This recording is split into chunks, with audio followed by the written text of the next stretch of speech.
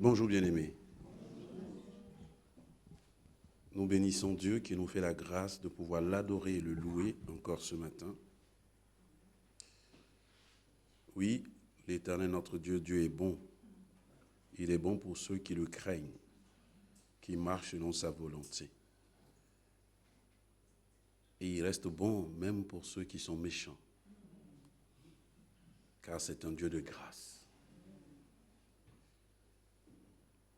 Nous sommes en train, depuis quelques mois, depuis le début de cette année, de regarder l'Église avec différentes facettes, avec différents textes bibliques, pour nous encourager sur l'idée que même si on a fini par appeler le bâtiment dans lequel se réunit l'Église, on a fini par appeler ce bâtiment Église, l'Église n'est pas le bâtiment. L'Église, ce sont les hommes et les femmes, les jeunes et les moins jeunes, les enfants, tous ceux qui font allégeance à Jésus-Christ, qui ont reconnu qu'en eux, il n'y avait point de bien, mais qu'en Christ, Jésus, à cause du fait que ce bien n'est pas en eux et qu'ils sont plus dirigés vers le mal, il y a une condamnation éternelle qui est tombée depuis Adam et Ève, et que cette condamnation ne peut se lever qu'en Jésus-Christ. Et tous les hommes et toutes les femmes qui ont reconnu qu'effectivement cette parole est vraie, parce que dans leur expérience humaine, ils ont vu eux aussi leur défaillance, et qui ont invité Jésus-Christ, sont donc ceux et celles qui forment l'Église du Dieu vivant, appui et colonne de la vérité. Et nous avons essayé depuis quelques dimanches de regarder certains aspects. Et dimanche dernier, nous avons regardé deux aspects. Aujourd'hui, nous regarderons cette invitation de l'apôtre Paul à Tite à exceller dans les belles œuvres. Nous ne sommes pas sauvés par nos œuvres, selon l'épître aux Éphésiens. C'est par la grâce de Dieu que vous êtes sauvés. Ce n'est point par vos œuvres, afin qu'aucun de vous ne se vante, mais c'est par la grâce de Dieu. Mais c'est au moyen de la foi que nous saisissons cette grâce de Dieu. Et dans cette même épître, il est dit, car Dieu, bien avant la fondation du monde, vous avait choisi pour que vous soyez ses enfants, et qu'il avait prévu des bonnes œuvres afin que vous les pratiquiez. Nous sommes appelés donc, sauvés que nous sommes, à vivre dans l'excellence de ces belles œuvres-là. Vas-y, Eric, s'il te plaît. Nous avons rappelé dimanche dernier un certain nombre de choses et nous sommes invités aujourd'hui à regarder qu'il y a quand même un combat. Okay? Nous sommes enfants de Dieu, mais nous avons un combat contre le péché. Et que Christ est venu nous délivrer de ce conflit, un conflit parce que nous sommes invités à marcher comme des enfants qui se sanctifient, qui fuient le péché et qui s'approchent de la sainteté de Dieu. La sanctification, c'est ça, c'est ce processus que Dieu, par son esprit, fait dans le croyant pour qu'il se détache de plus en plus du mal et qu'il se rapproche de plus en plus de la sainteté de Dieu. C'est ça qui s'appelle la sanctification. Et n'empêche que malheureusement, et l'apôtre Paul le dira, on lira ce texte, nous sommes encore dans ce corps de péché, et parce que nous sommes encore dans ce corps de péché, il y a un combat, il y a une lutte. Et le croyant, parfois, est en lutte avec le péché. Nous allons lire un texte dont l'apôtre Paul lui-même fait l'écho de ce combat. Dans Romains, chapitre 14. Chapitre 7, pardon, 14 à 21.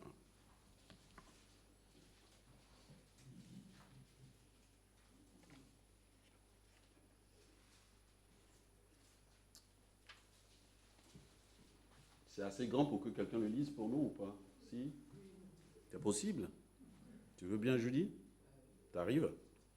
Vas-y. Nous savons en effet que la loi est spirituelle, mais moi, je suis marqué par ma nature vendue au péché. comprends pas ce que je fais, je ne fais pas ce que je veux, et je fais ce que je déteste. Or, si je fais ce que je ne veux pas, je reconnais par là que la loi est bonne. En réalité, ce n'est plus moi qui agis ainsi, mais le péché qui habite en moi. En effet, je sais que le bien n'habite pas en moi, c'est-à-dire dans ma nature propre. J'ai la volonté de faire le bien, mais je ne parviens pas à l'accomplir. En effet, je ne fais pas le bien que je veux, mais je fais au contraire le mal que je ne veux pas. Alors, si je fais ce que je ne veux pas, c'est plus moi qui le fais, mais le péché qui habite en moi. Je découvre dans cette loi alors que je veux faire le bien. C'est le mal qui est à ma portée. En effet, je prends plaisir à la loi de Dieu, dans mon être intérieur. Et je constate qu'il y a dans mes membres une autre loi. Elle lutte contre la loi de mon intelligence et me rend prisonnier de la loi du péché, qui est dans mes membres. Malheureux être humain que je suis, qui me délivrera de ce corps de mort? Je remercie Dieu, c'est possible par Jésus-Christ notre Seigneur. Ainsi donc, par mon intelligence, je suis esclave de la loi de Dieu, et par ma nature propre, je suis esclave de la loi du péché.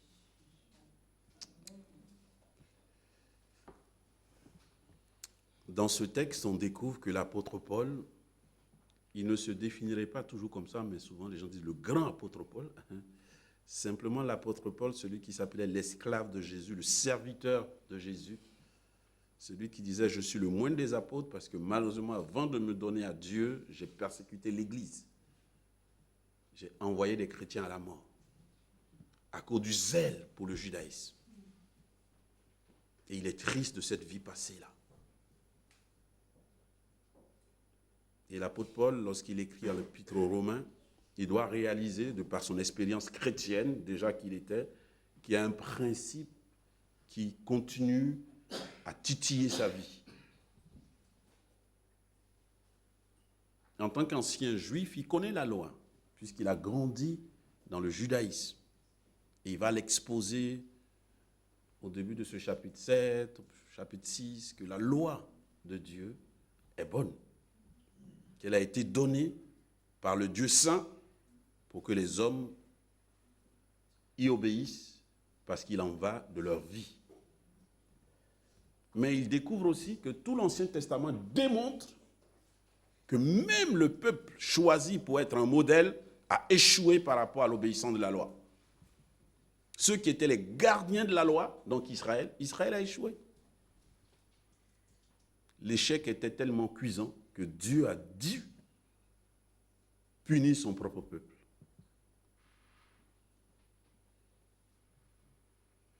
Et donc c'est l'ancien judaïsant qui parle, mais c'est le nouveau chrétien qui parle. Paul, il dit, je dois constater que la loi est bonne, mais que l'être humain a en lui, à cause du péché d'Adam et Ève, une loi, un principe qui le conduit plus au mal qu'au bien. Et même quand le bien est bien défini et qu'il connaît le bien selon Dieu, il y a une loi en lui qui va le faire dérouter de la route du bien pour le conduire sur la route du mal. Il dit la loi, je la connais, je la désire, parce que je suis chrétien, j'aspire à lui obéir, mais malheureusement, des fois, je passe à côté. Parce que ce principe du péché est encore attaché à ma nature humaine, qui ne sera délivrée totalement qu'à l'avènement du Fils de Dieu, son second avènement. Et quand on lit ce texte, on a l'impression que quand même, il n'y a pas de solution, que c'est une fatalité, que ce combat va être plus remporté par la chair, par notre nature pécheresse que par la nouvelle création. Il le décrit, il le dit, il dit, il n'y a rien de bon dans la nature pécheresse, il n'y a rien de bon. Le monde dit qu'on est bon, mais c'est la société qui nous rend mauvais. C'est faux, on est mauvais, on est né mauvais. Ça, c'est pas moi, hein, c'est la parole de Dieu qui dit. Hein. Car tous sont pécheurs, Romains 3, 23, et tous sont privés de la gloire de Dieu. Il n'y en a même pas un seul. Et dans cette même épître, il va argumenter qu'à cause du premier Adam, à cause du péché du premier Adam, tout être humain naît pécheur. Nous sommes héritiers de notre premier ascendant, Adam. C'est un malheur qui nous a frappés. Et même si l'humanité se convainc de par ses progrès, ses prouesses, qu'on est bon, cette bonté, elle n'est préservée que par Dieu lui-même. C'est Dieu encore qui préserve le bien dans son monde. Ce n'est même pas notre capacité à nous, c'est Dieu. La Bible dit que s'il avait laissé le mal nous atteindre dans toute sa profondeur, il n'y aurait pas une once de bien en nous. Mais il a empêché que le mal nous atteigne dans toute sa profondeur. C'est pourquoi il a chassé Adam et Ève du jardin d'Éden. Si vous regardez bien la séquence, il dit ils ont mangé le fruit qui leur a donné de connaître le bien et le mal. Empêchons-les de manger le fruit qui donne la vie éternelle. Sinon, ça sera un danger. Sinon, le mal en ce moment-là les atteindra dans toute sa profondeur et ça sera la catastrophe. Donc, même le bien qui est dans l'homme humain non chrétien vient de Dieu. On a ce combat-là. Il est là, ce combat. Et parce que même chrétiens que nous sommes des descendants d'Adam et Ève. Donc, malheureusement, ce mal nous atteint. Il continue de nous titiller. Et l'ennemi, il en va aussi de son combat à lui vis-à-vis de nous, n'est-ce pas? La Bible dit, n'oubliez pas que le diable rôde comme un lion rugissant, cherchant qui dévorer. C'est-à-dire, lui, il cherche une occasion favorable. Si on lui en donne, il nous aide. En tout cas, lui, c'est le bon compagnon pour t'accompagner dans le mal. Il est prêt à ça. Il est disponible 24 heures sur 24 pour ça. Si tu cherches quelqu'un à t'accompagner dans le mal, il s'appelle le diable. Il s'appelle Satan. C'est son travail. Sur sa carte d'identité, c'est marqué profession. Celui qui est disposé, disponible pour t'accompagner à faire le mal.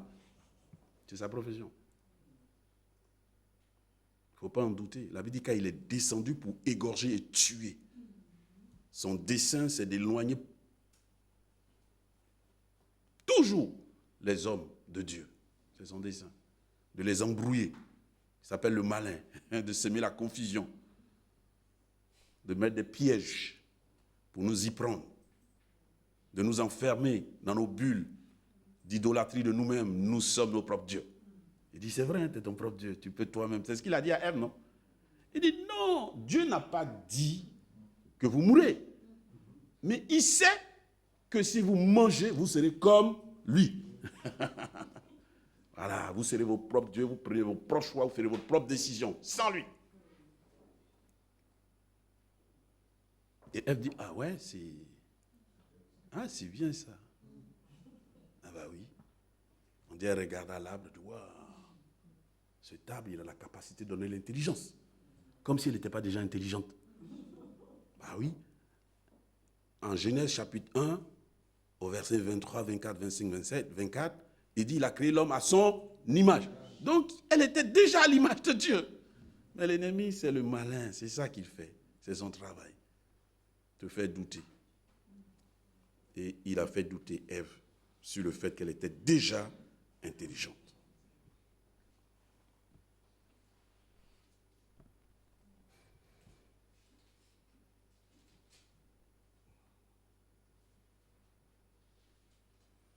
Genèse 1, chapitre 1, verset 26, puis Dieu dit, faisons les hommes de sorte qu'ils soient notre image, qu'ils nous ressemblent. 27, Dieu créa les hommes de sorte qu'ils soient son image. Oui, il les créa de sorte qu'ils soient l'image de Dieu. Il créa homme et femme. Donc, il n'y a pas photo, c'est vrai que c'était ça. Mais l'ennemi, il sait. Et donc, il a trompé. Et l'apôtre Paul dit, il est là. Mais l'apôtre Paul, dans ce texte, il ne parle pas de lui d'abord. Il parle du principe du péché qui est en nous. C'est-à-dire la porte ouverte que le diable peut utiliser. Mais d'abord, il y a cette porte. Il y a cette terrible tentation, ce terrible conflit qui est là. Mais il dit, gloire à Dieu, parce que ce n'est pas une fatalité. N'est-ce pas? C'est quel verset qui le dit? Il le dit là. Non? Verset 24. Malheureux être humain que je suis, qui me délivrera de ce corps de mort? Et il dit quoi? J'en remercie Dieu. C'est possible par Jésus-Christ, notre Seigneur. Alléluia. C'est possible par Jésus-Christ notre Seigneur. C'est pour ça que c'est lui qui est le chemin, la vérité et la vie. Parce que c'est lui qui nous délivre de cette tension permanente de nous pousser vers le mal. C'est Jésus-Christ qui nous délivre. Gloire à Dieu. Vas-y, s'il te plaît. Un auteur, c'est Alfred Quinn qui écrit, il dit le grand problème auquel l'Église d'aujourd'hui est confrontée, c'est le comportement immature des chrétiens à l'intérieur de l'Église. Bien plus que l'hérésie, c'est-à-dire les mauvais enseignements qui viennent de l'extérieur. Quand j'ai lu ça, j'ai dit, waouh. Hein? Le grand problème auquel l'Église aujourd'hui est confrontée, c'est le comportement immature des chrétiens à l'intérieur de l'Église. Vous avez bien compris que ce n'est pas à l'intérieur du bâtiment, hein? C'est entre nous.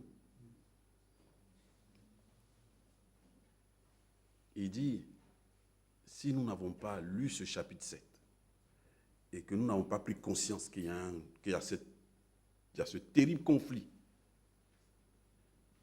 et que notre nature pécheresse, elle, son travail, c'est de nous empêcher de grandir à la stature parfaite de Christ, si nous ne faisons pas appel régulièrement à notre nouvelle naissance en Jésus-Christ, nous allons nous leurrer et nous allons rester des chrétiens immatures. Des chrétiens comme ceux que Paul a dû reprendre un peu dans 1 Corinthiens 3. Il dit, j'étais venu vous parler comme à des hommes matures, mais malheureusement, je dois vous parler comme encore des bébés spirituels. Et il dit, il y a des conséquences d'être des bébés spirituels dans l'Église, et il le démontre. Il dit, parce que là, vous faites des compétitions, 1 Corinthiens 3. Vous êtes en compétition. Tel orateur est mon orateur préféré, tel autre est mon apôtre préféré. Il dit, ça, c'est charnel. On n'a pas le temps pour ça.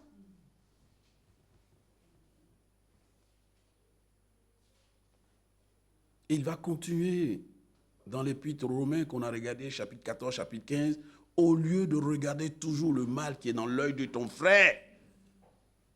Et Jésus, il va amplifier une parole de Jésus. Jésus dit, toi, ton travail, c'est de toujours regarder la paille qui est dans l'œil de ton frère. Mais fais attention, peut-être qu'il y a une poutre dans ton œil. Je ne sais pas si vous voyez la différence. La paille, c'est une petite brin comme ça, c'est un petit truc comme ça. Et la poutre, là, c'est... Voilà.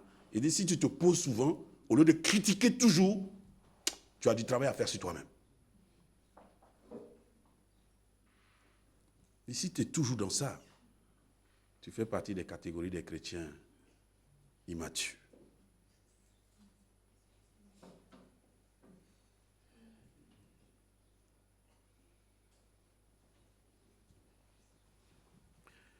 Que Dieu nous aide. Jésus dit, je bâtirai mon église et même le séjour des morts ne prévaudra pas contre elle. Il dit, je porte cette église vers mon Père sans ride, irréprochable et parfaite. C'est ce qu'il veut. Il veut, et c'est son projet avec l'église, que l'église soit remplie d'hommes et de femmes matures, qui grandissent. Parce que si chacun de nous continue de grandir, c'est l'église qui grandit. C'est ensemble que nous grandissons. C'est ce qu'on a regardé dans chapitre 14, chapitre 15 de l'Épître aux Romains. Et là, lui-même, il nous rend sensibles que lui-même, l'apôtre Paul, il avait aussi à lutter contre cette pression-là.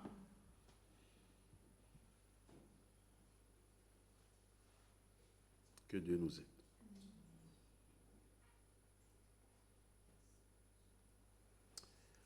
Applique-toi donc à exceller dans les belles œuvres. Lisons le texte de Tite 3, versets 4 à 8. Est-ce qu'il y a quelqu'un d'autre qui veut faire la lecture avec nous, une fois de plus? Oui, vas-y, Patricia. Merci, ma soeur. Mais comme Dieu, notre Sauveur, a révélé sa bonté et son amour pour les hommes, il nous a sauvés.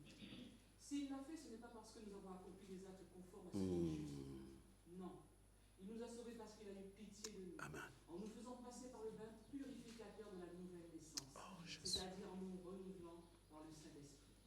Cet esprit, il l'a répandu avec abondance sur nous par Jésus-Christ, notre Sauveur. Il l'a fait pour que, Déclarés justes par sa grâce, nous devenions les héritiers de la vie éternelle qui constitue notre espérance. Cette parole est certaine, et je souhaite que tu l'affirmes catégoriquement, afin que ceux qui ont placé leur foi en Dieu s'appliquent à exceller dans les belles œuvres. Amen. Voilà qui est beau et utile aux humains. Cette parole est certaine. Et je souhaite que tu l'affirmes catégoriquement, afin que tous ceux qui ont placé leur foi en Dieu s'appliquent à exceller dans les belles œuvres. Voilà qui est beau et utile aux humains.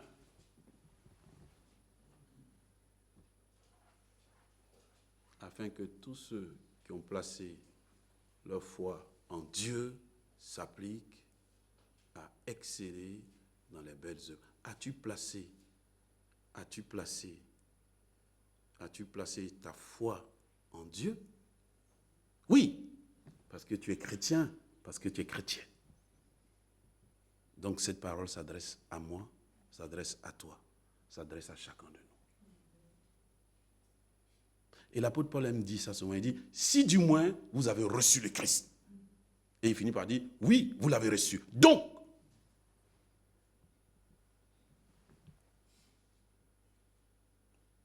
notre monde, notre société, chaque époque on dit ça.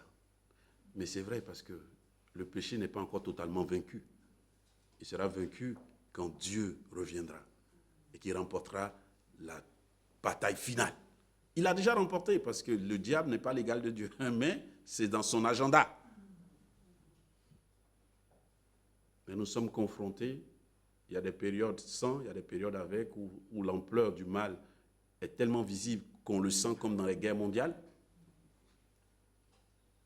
Et nous sommes, semble-t-il, pour certains observateurs, à l'orée de quelque chose de très, très dramatique pour notre humanité, si Dieu n'intervient pas. Si Dieu n'intervient pas. Mais c'est lui le maître des temps. Et nous le supplions d'intervenir, à moins que Christ ne revienne demain. Mais il nous a avertis, il dit, voici les signes des temps. Vous entendez parler de guerre et de bruit de guerre, mais ça ne sera pas encore la fin. Vous entendrez parler de tremblement de terre, et pendant que je prêche, je veux prier pour le peuple birman, que Dieu leur vienne en aide, que Dieu les secoue. Ils traversent quelque chose qui ne s'est pas passé, ça fait bien longtemps dans cette région du monde. Oui, les scientifiques peuvent expliquer les plaques tectoniques et tout ça, et c'est vrai, hein?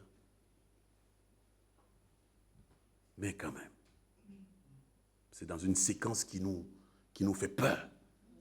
Une séquence où il y a des guerres, une séquence où il y a des choses atroces.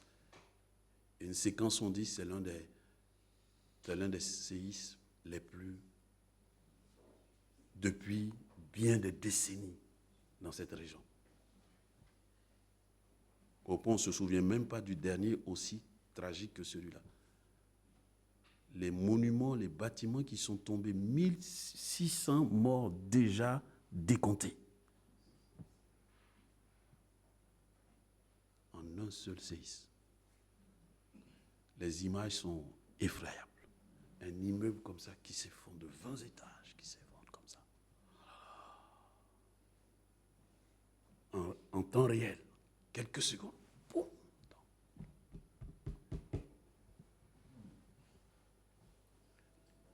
Église de Dieu, réveille-toi. Dieu a besoin de toi maintenant, là, pour que tu vives sa volonté. Chrétiens, chrétiennes, Dieu a besoin de nous maintenant pour que nous puissions exceller dans les belles œuvres. Le temps des paroles est révolu. C'est le temps de l'action, de la vie. Le temps où Dieu a besoin que les couples chrétiennes fassent la différence. Et l'ennemi, il le sait trop bien, donc il ne nous lâche pas. Et la chair le sait trop bien. Et c'est ce que l'apôtre Paul dit dans Romains chapitre 7. C'est à nous d'être sages et de discerner les temps dans lesquels nous sommes. Et de comprendre que Dieu a besoin de toi. Il a besoin de moi. Nous n'avons pas la force ni les moyens d'aller secourir les gens en Birmanie. Nous sommes parfois démunis par toutes les catastrophes parce que nous ne sommes pas un État. Mais dans la prière, Dieu nous attend. Dans l'intercession, Dieu nous attend. Dans ce que nous pouvons apporter comme espérance, Dieu nous attend. Mais si nous-mêmes, nous sommes le peuple de l'espérance, nous sommes un peu désespérés, si le sel perd sa saveur, avec quoi la salera-t-on? Vous êtes le sel, la terre.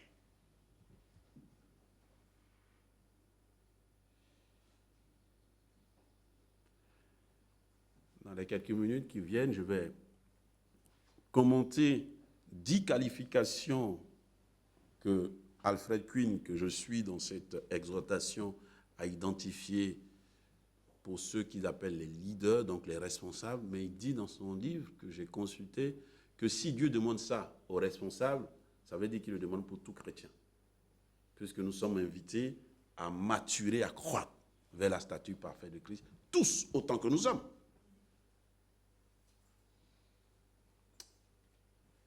Première qualification, aimer le Seigneur. Ça, c'est évident, n'est-ce pas? Voilà, nous tous, on aime Dieu. Ah, nous tous, on aime Dieu. On dit c'est une lappalie, c'est une vérité tellement vraie qu'on n'a pas besoin de la redire. Et pourtant, dans Jean chapitre 21, Jésus met Pierre à l'épreuve 3 fois. Pierre, m'aimes-tu vraiment? Pierre dit oui, Seigneur. Tu sais que je t'aime. Et puis il reprend encore sa formule et puis il lui dit, deuxième fois, Pierre, m'aimes-tu vraiment? Là, Pierre dit, oula, ça me rappelle quelque chose. Ça me rappelle quelque chose. Il dit, Seigneur, mais tu sais que je t'aime. Et puis la troisième fois, Pierre, m'aimes-tu vraiment? Là, Pierre a compris.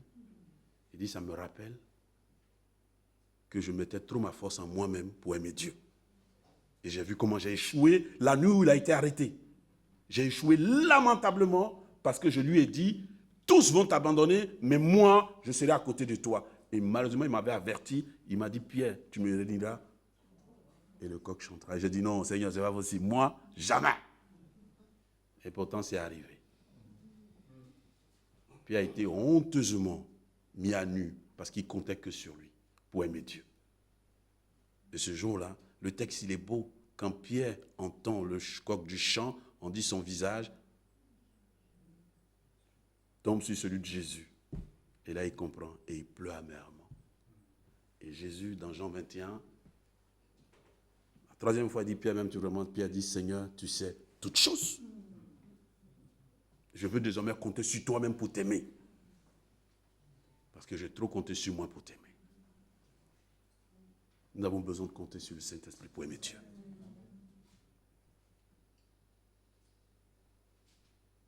Malheur à l'homme qui se confie en l'homme, qui s'appuie sur lui-même pour aimer Dieu.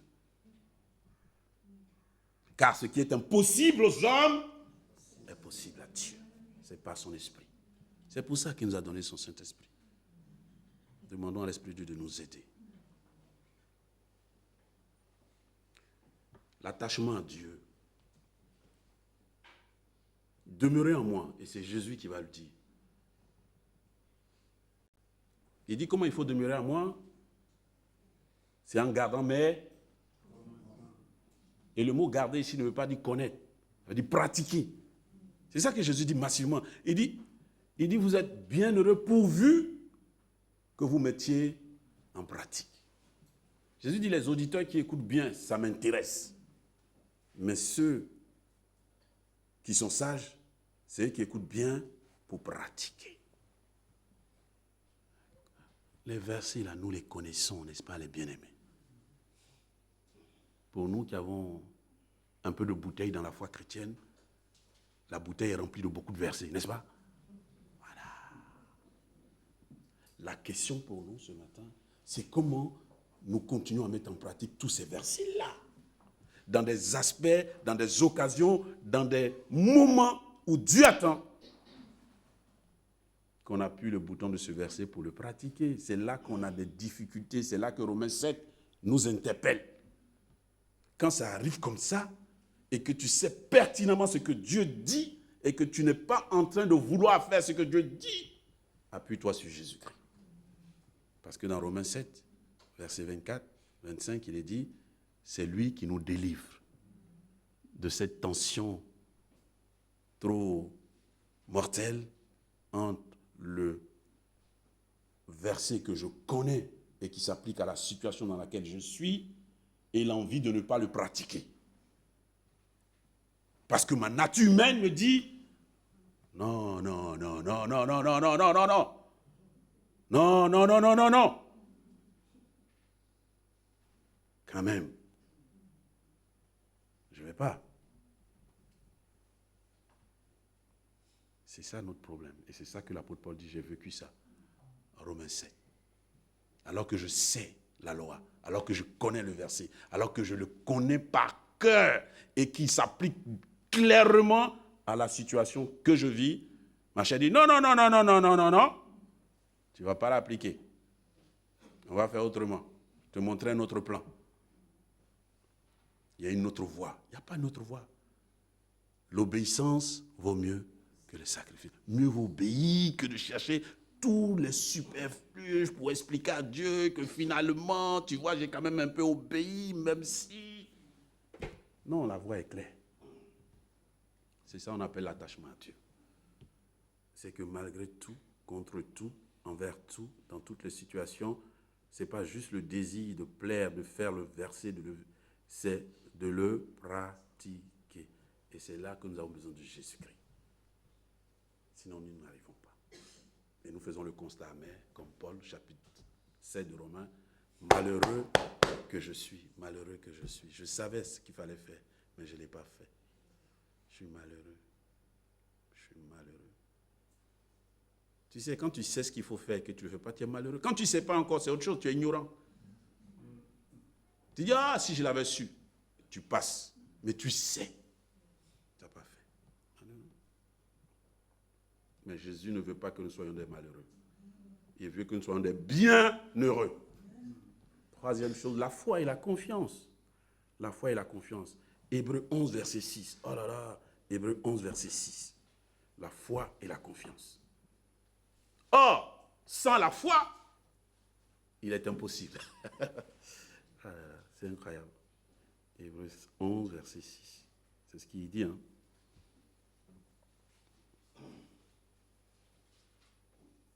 Or, sans la foi, il est impossible de lui être agréable. Car celui qui s'approche de Dieu doit croire que Dieu existe. Or, nous sommes des chrétiens, donc nous croyons que Dieu existe. Hier, un de mes collègues nous a rendu sensibles au fait que les chrétiens sont des chrétiens, des prieurs non pratiquants.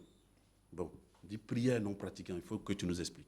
Il dit voilà, il semblerait qu'il y ait une église qui est embêtée par un bar dans leur quartier, là où il y avait l'église. Parce que ce bar, finalement, non seulement attirait des gens, mais il voyait que la vie des gens était vraiment détruite parce que c'était plein d'alcool, addiction et tout ça. Donc l'église a fait une campagne de prière pour que le bar soit fermé. Ils ont prié, ils ont prié, ils ont prié. Vous savez ce qui est arrivé? Lors d'une tornade, il y a une foudre qui est tombée sur le bar. Le bar a pris feu.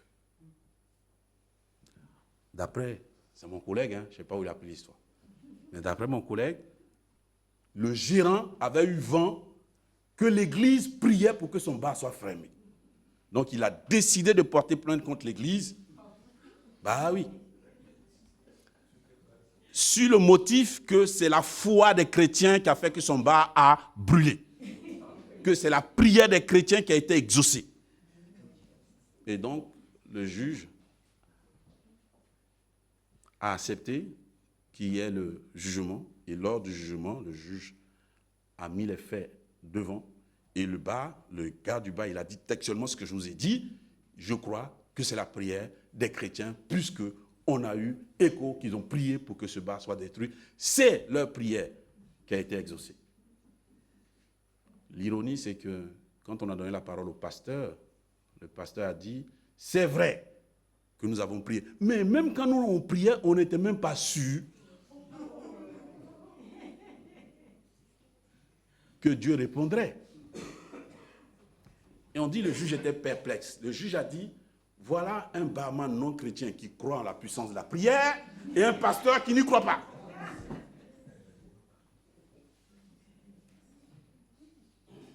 Prieur non pratiquant. C'est-à-dire nous prions, mais nous ne sommes pas sûrs que Dieu va faire les choses.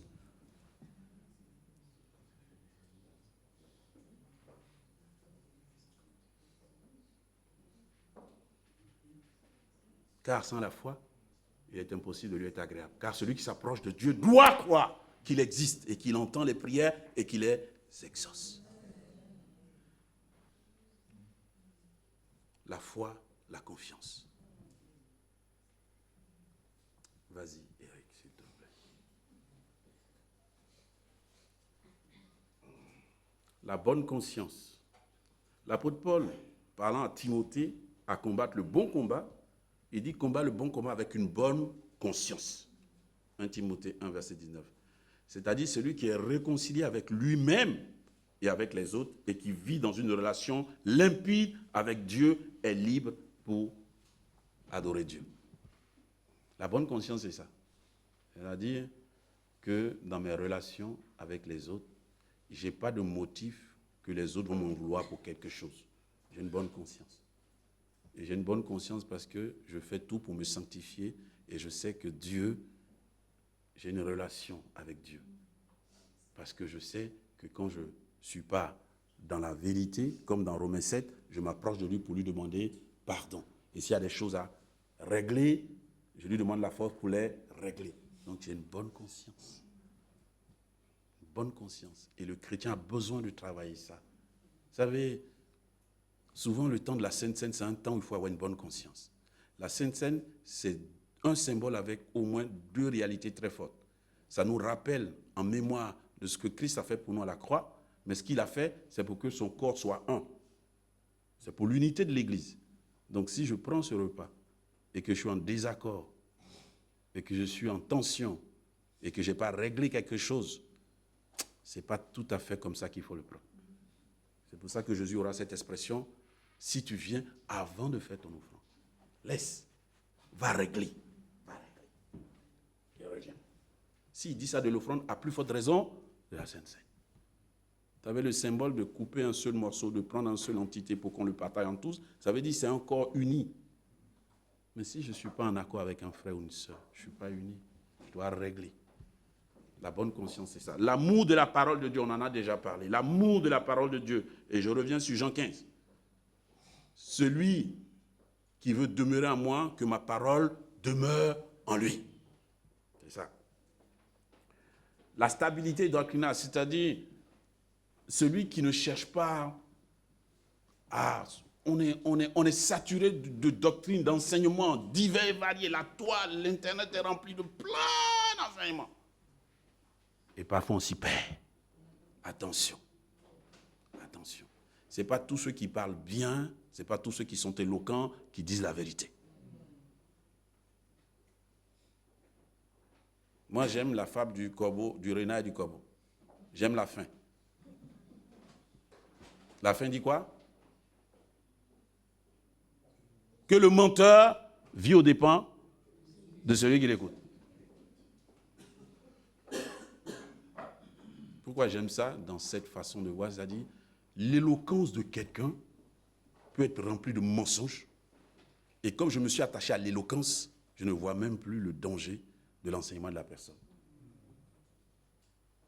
Il dit, car dans les derniers temps, ils auront la démangeaison d'écouter ce qui leur fait plaisir et pas la vérité. Cela dit, il y a des gens qui sont éloquents et qui disent la saine doctrine. On est bien d'accord. Mais, bref. La vigilance, nous sommes appelés, si nous voulons remporter et rester dans la victoire de Jésus, nous sommes appelés à être vigilants. C'est ce que l'apôtre Paul va dire aux anciens de l'église d'Éphèse, acte 20, 28. Il va les faire venir, il va prier avec eux, il va dire que chacun de vous veille sur sa propre vie. Avant de veiller sur le troupeau que Dieu vous a confié, veillez sur vous-même. Chrétiens, chrétiennes, veillons sur nous. Soyons vigilants. La vigilance, ce n'est pas la peur. On n'est pas titanisé à chaque fois. Ah, le diable est là. Non, ce n'est pas ça. Nous, on n'a pas besoin de nous effrayer avec lui. Il s'effraie tout seul. Parce que celui qui est en nous est plus fort que celui qui est dans le monde. Mais on a besoin d'être attentif parce que c'est un piégeur, c'est un malin, c'est un rusé. On demande le discernement pour que Dieu nous donne de discerner sa volonté et ne pas nous laisser avoir. Et puis la maturité, bien sûr. Nous sommes en croissance. N'arrête pas de grandir.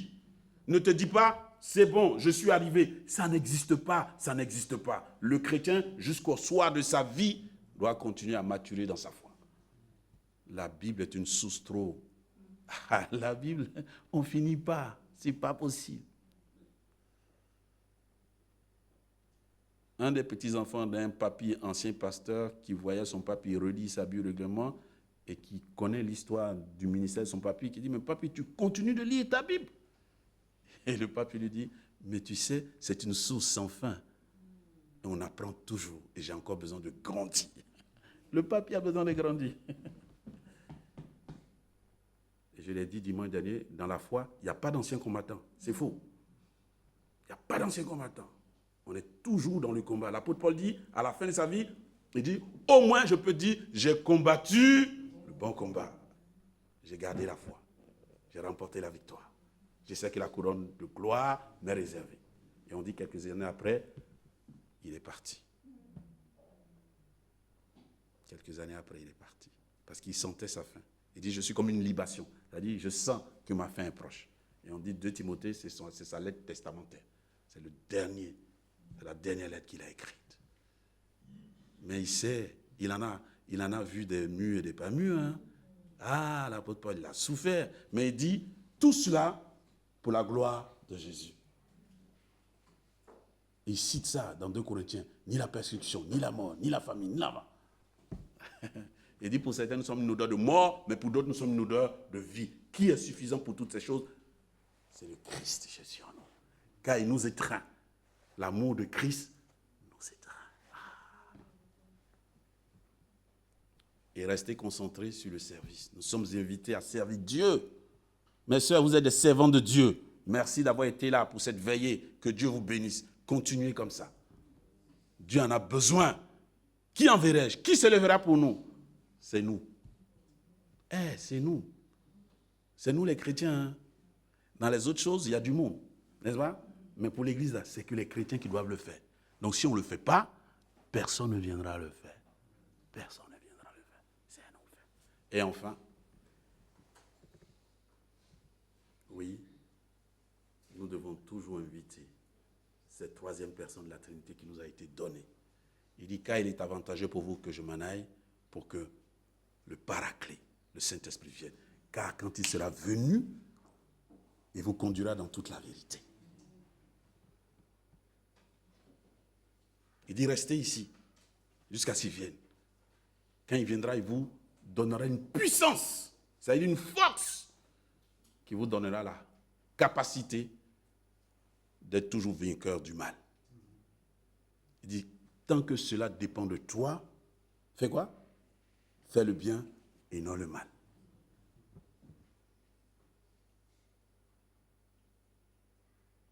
Il dit, nous sommes capables de le faire parce que Dieu s'est investi en nous, dans la troisième personne de la Trinité. Soyez remplis. Il dit, ne vous enivrez pas de vin, c'est de la débauche. Mais soyez remplis du Saint-Esprit. Chantez des hymnes, des cantiques, priez, louez Dieu, méditez, exhortez-vous les uns les autres, aimez-vous, accueillez-vous. Annoncez cette bonne nouvelle jusqu'à ce que je revienne.